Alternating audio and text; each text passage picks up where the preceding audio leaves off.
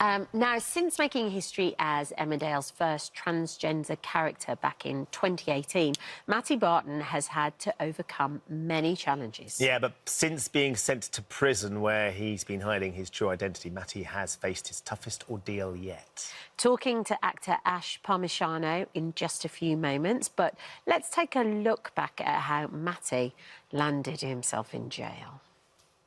No, sorry, boys, we're closed. No, you're not. Money now! Tell her! Come on, do it! I'm closing up. Samson, get that money!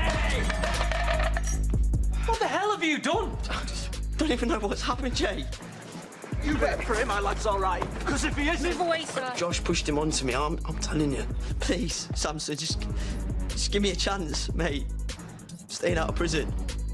What have you done? I thought you were going to tell the truth. I have. I can't! Samson, I can't! I can't go to prison! What's it really like? It's like a nightmare. I'm scared every second of every day. Where is it? What? My backing. If you're lying to me, I'll kill you. If anyone gives you any trouble, then you hurt them, so they'll never do it again. Do you see that guy behind me? He keeps asking me why I've got a son on my own, why am I getting special privileges. It's only a matter of time before someone finds out. Oh, and Ash Parmigiano, who plays Matty Barton, joins us now alongside Jackson Feely, who, after transitioning himself whilst working as a prison guard, has helped Ash navigate his Emmerdale storyline. Thanks for joining us this morning. Oh, thanks for having us. Yeah. Oh, my goodness, I'm, like, so on tenterhooks about this. So, for those people that don't know, tell us how Matty ended up in prison. So, yeah, it was such a terrible day for Matty. He's such a nice guy. He's a cheeky chappy. You know, he went to work as normal and he got into an altercation with a couple of naughty boys in the village. One in particular is not a very nice character. Yeah. Been quite transphobic to Matty, and they ended up in an argument and they tried to rob him.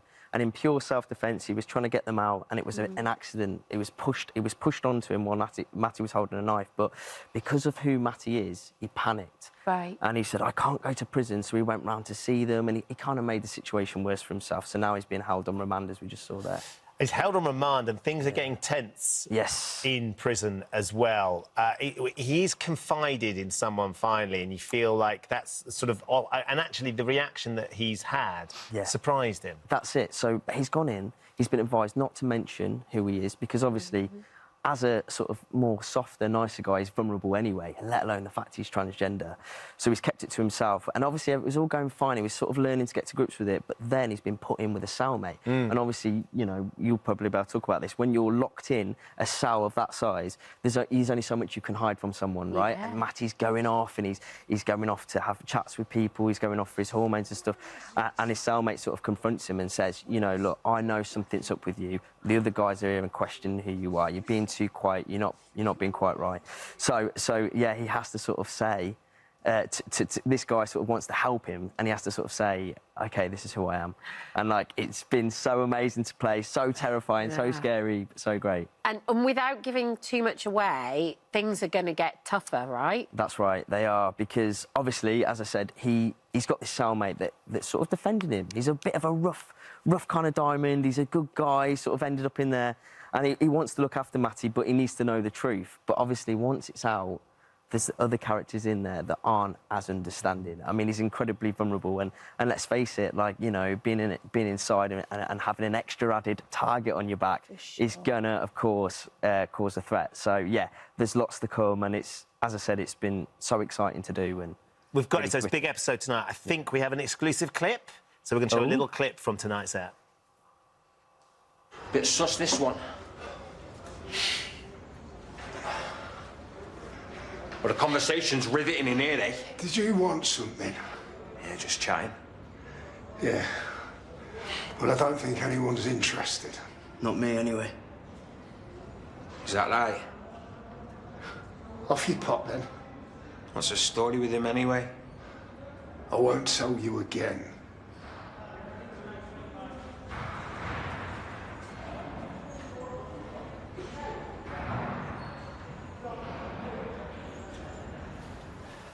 So tense. So tense. And like, just putting myself in that situation, you know, being in that place where you don't want to say who you are, but if it's going to add a bit of protection for you, maybe will he risk it? Will he say to his cellmate, you know, this is who I am? How is that going to go? Is it going to make his life worse? Is it going to help him?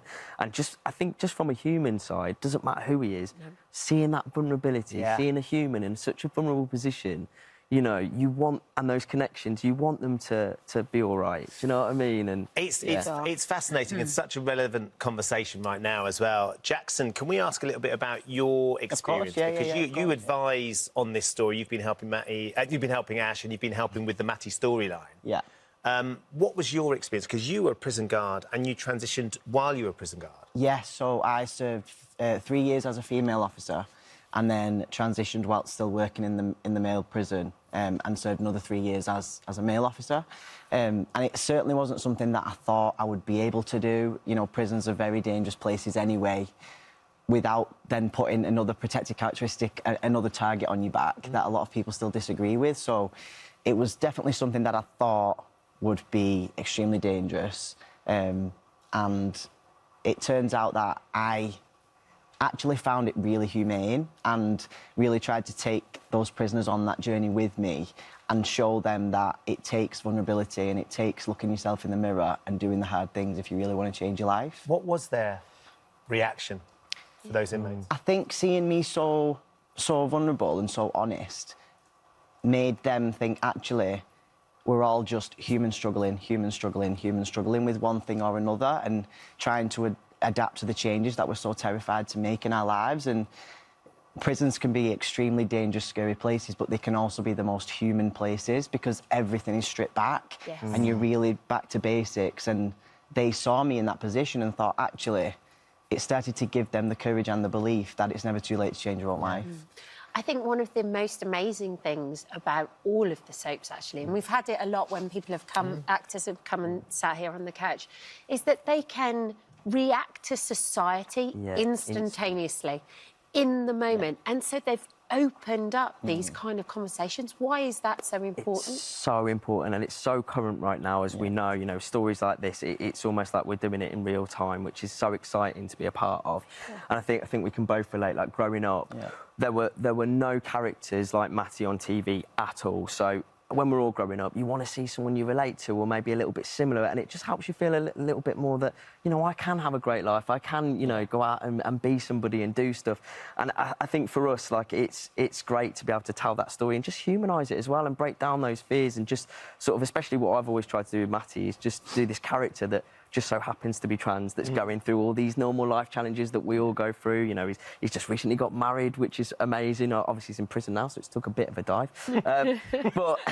But yeah, going through all these things that everyone goes through, you know, and being able to tell that story is so important right now. I think one of the reasons as well that it resonates, Jackson, would be because it is so like it would be in real life. Right. I mean, and that's your perspective on this. That's why you're there, you're advising on the storylines. How have you found the experience of being on a soap, being on a set and working with actors and I know everything that goes with it?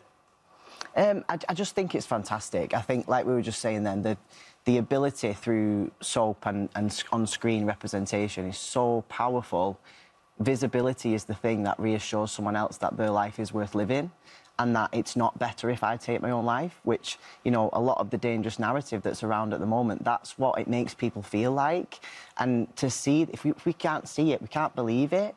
So to see, you know, to see Ash and what he's doing and be able to see that I can have a life, I can have a relationship, my family doesn't have to disown me, I can do this, you know, I have to keep going, there's hope, rather than giving up because I can't see or feel or know that it's okay to be myself. Yeah, well, we have to say hats off to the Emmerdale team for getting you involved. And that reaction, Ash, you've got a letter, haven't you, been sent? Tell us about the letter. I think so. Obviously, when I took on this role, it was a big decision because I come from a small town with a really lovely family, and I was living as Ash. I didn't have to put myself out there in the world, and obviously I was trying to get into this. And when I decided to take on the role, I knew it was going to come with some stick. I knew I was going to get some flack. You know what it's like, guys. You put yourself out there. Regardless, yeah. But one thing I got was this letter, and I'll never forget it. A young trans guy came with his mum to see a show that I was in and said, "Can you read this later, like not in front of me?" And it was talking about what a difficult time they were having at school and how life had been really tough, but actually just seeing this character in a soap made it easier to navigate at school, and they could say, hey, do you know what? I'm a little bit like Matty and Emmerdale, so that's it. So they didn't have to go into all the dialogue. So just being a refuge point. If it's helped someone's life, it's been worth it, you know? Absolutely. Yeah. And you carry that with you all the time? Yeah, I keep it in my bag every day. Amazing. That is brilliant. Yeah. You can see it, you can... Thank you for coming in, especially Thank you. post-Glastonbury, by the way. Oh, yeah. Just We saw remembering. the wellies. How's that going? Oh, You it was feeling all right? amazing. Yeah, it was so good, but I probably feel like most other people, like, I need some coffee today. Slightly spent. Yeah, tightly spent. Yeah, not going to be using, you know, any toilets for a while, any festival toilets. Going to stay away from them for a bit.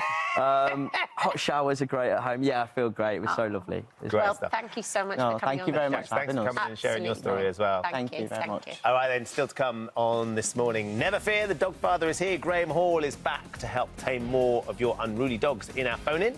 Plus, the queen of the tarts, Juliette Sear, is here with her Wimbledon-inspired strawberry tart. Stay put Can we for just that. have a moment for the tarts, please? Look at that. You're drooling I can't, already. I just look at it. Wipe away the drool. We'll see you soon.